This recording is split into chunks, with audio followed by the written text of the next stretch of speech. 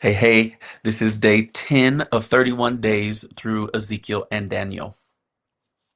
There is something sobering about watching strength collapse, not because it disappears suddenly, but because its instability is revealed only when judgment exposes what pride once concealed.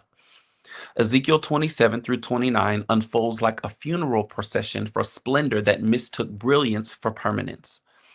Chapter 27 begins as a lament over Tyre, yet it reads almost like admiration at first, as its grandeur is carefully detailed. Ships constructed from the finest woods, sails woven from Egyptian linen, and trade networks extending across nations and coastlands. O Tyre, you have said, I am perfect in beauty. Ezekiel 27:3. The claim itself exposes the fracture beneath it. Beauty interpreted as sufficiency. What follows is not celebration, but prophetic grief. The precision of Tyre's prosperity only heightens the weight of its downfall. Your riches, wares, and merchandise will fall into the midst of the seas on the day of your ruin. Ezekiel 27:27. What was gathered through global influence is scattered in a single moment of divine judgment. As Matthew Henry observes, those that make gold their confidence will find it a broken reed in the day of distress. Wealth, when elevated to security, becomes fragile under divine scrutiny. Tyre believed its trade routes guaranteed stability and its alliances ensured permanence. Yet the Lord reveals a deeper truth. Economic brilliance cannot override divine sovereignty.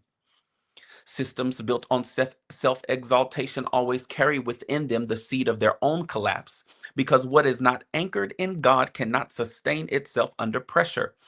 Chapter 28 intensifies this exposure by addressing the Prince of Tyre directly.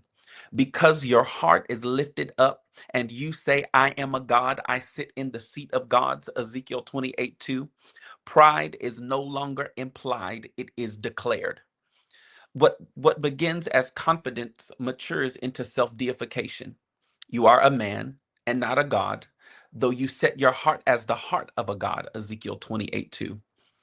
The tragedy is not lack of gifting, but misinterpretation of origin. The imagery expands into Eden like language, wisdom, beauty, precious stones, and covering influence, yet beneath the symbolism remains one central truth. Created glory becomes corrupted when it forgets its source. As A.W. Tozer warns, pride is the sin of competing with God. What was received as stewardship is redefined as ownership, and the result is inevitable collapse. I will bring you to ashes upon the earth in the sight of all who see you. Ezekiel 28:18. And yet, even in judgment, God's purpose extends beyond Tyre itself. They shall dwell safely there when I execute judgment on all those around them who despise them.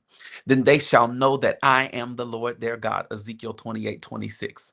The fall of one system becomes the revelation of divine authority over all systems.